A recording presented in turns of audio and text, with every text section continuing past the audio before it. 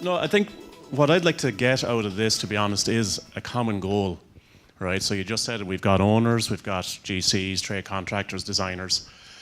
And I mean, I know just from my experiences inside an Intel, you're dealing with everybody, but we all have different reasons, I think, why we're doing the job. And I think the only way that we're going to get some sort of horsepower into this is figure out a common goal. And it could be very, very top level, it could be very broad, it could be something for the country, I don't know. I mean, Joe mentioned it about Intel coming in here in 89, 90. I was in that garage in Palmerstown. I've gone through that transition, and you can see what it has done for the country. And I think what this is another step that we could maybe try and achieve. Jim Curley, Jones Engineering. Individual companies can bring this process so far, but the real benefit comes from the collaborative approach. If the people who are in the chain with you in a construction project also adapt this, and the benefits multiply exponentially, because you'll only bring this so far yourself. But if the rest of the team, is like a relay race, if the rest of the team are handing over the baton very efficiently, as an industry and as a country, we'll have huge benefits here, and we'll make ourselves even more attractive to firms like Intel and others going forward. So I think there's a challenge here with a great benefit to us. We can add it to the super tax we have here as well. We are also lean. I suppose one thing I see common in this, John, is many years ago, when Safe Pass Force came out, people said, ain't going to happen. People said people won't stop smoking on buses, ain't going to happen. Here we are X number of years later. There's a very talented individual in Intel that I've grown to respect hugely called James Lillis. He touched on something that I think is serious potential for traction for the future, and Kevin touched on it. The leaders of the industry are here. We lead all the people that we just have to direct and how we build the jobs, but there's a huge resource coming from the other side up. You've often mentioned in some of the talks about the 16% that we want to tap on. James suggested, whether it be through the CIF or through whatever leaders in the industry, to bring forward some level of qualification so the next generation.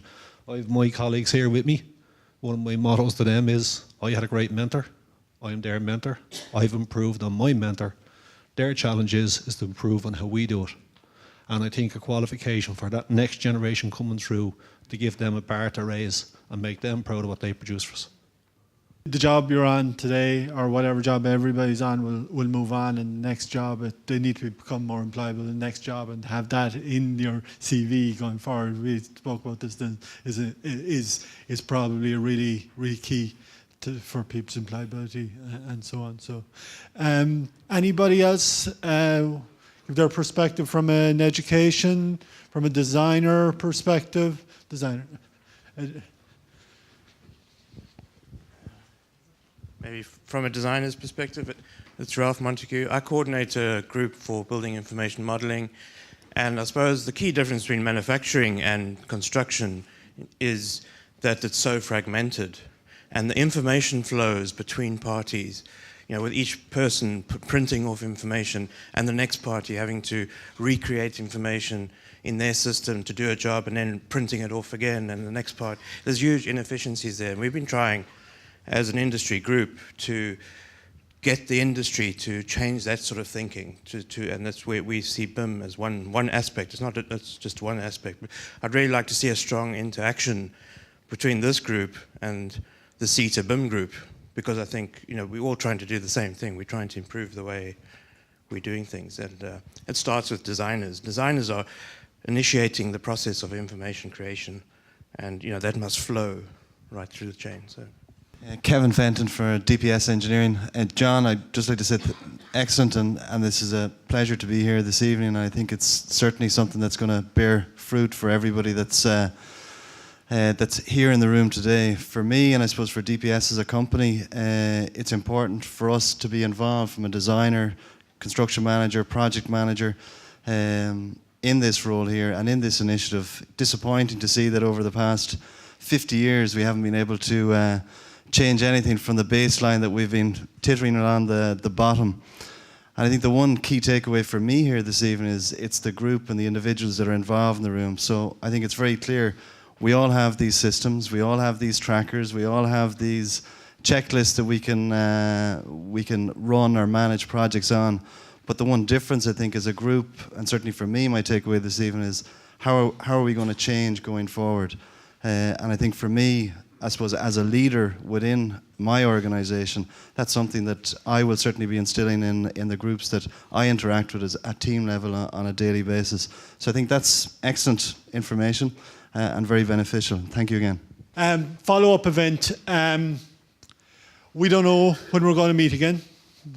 We got as far as today, which was a huge milestone for us.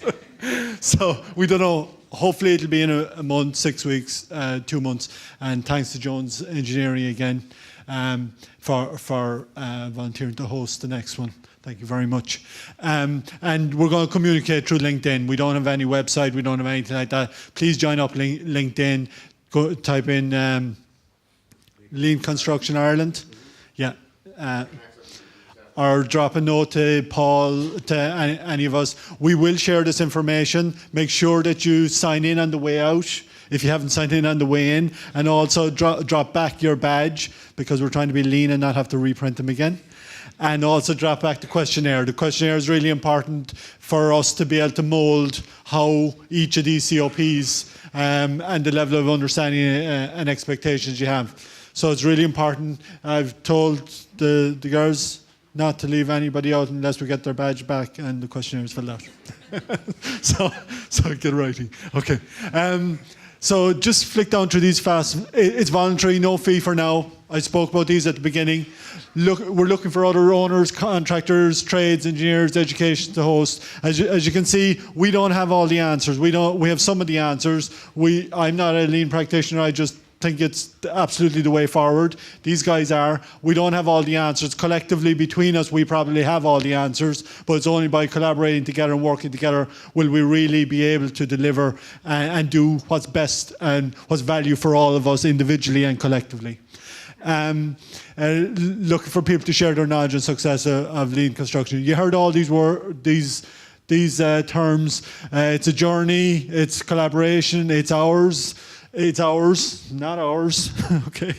It's about knowledge, relationships. We hope this will be a catalyst for change. It's about sharing. It's about common sense. It's not a tool. It is a tool. There are tools in it. We've heard both. There are loads of tools, but it is not a tool. It is a mindset. Is that? Have I got it right? Okay, perfect. It's about people. We can make this what we want. It's ours. Okay. So this is all about us. It's about creating superior value for all of us individually and collectively. We can keep doing what we have been doing. And the one thing we probably haven't referenced it previously, there's a huge amount of progress made so far in lean construction in this country. And all we want to do is piggyback on that and move forward and move leaps forward and follow that productivity curve with a 2x improvement on productivity every 2 years, as Paul referenced earlier. We can keep doing what we have been doing, or we can change. It's up to us. It's tough, but I think we need to go there. It has to be value, and it's okay, as I said at the beginning, to be a participant, be a fly in the wall, watch this for a while, but please, please, please turn up the next time. We want to mold the agenda. We want to mold how we do business. We want to mold how we do this collectively together based on your feedback. And it's important we get that. This is not ours. This is all of us together. And there's a lot of you out there that have probably a lot more experience than some of the people up here that have spoken already. And we want everybody to volunteer their time, if you can, to driving this with us together. Productivity curve, you see that there. If I look at the formula for change, if I look at the dissatisfaction, I think the dissatisfaction of where we are today is pretty apparent. We don't need to create dissatisfaction. It is there. The vision, I think the fact we're here and great speakers already, they have a clear vision on where we need to go. The first steps are events like this and events like the next one. Not necessarily just, yeah, that was a great thing there yesterday and let's move on. It's about the next one and the resistance. There is no resistance. I think this is a no-brainer. It's the problem is it the road is not clearly mapped out for us. And that's the bit of discomfort that's there. And as we move forward collectively together, that lean road will get the likes of Mac and Nick and lean practitioners to help us along that road. But we're going to have multiple people at different levels within the lean journey, and let the new person coming in, the fly on the wall, let the lean practitioner be the person that takes him under his wing, and collectively together we're going to drive this on. So I think that's it. Okay, so thank you. See you next time. Communication through LinkedIn.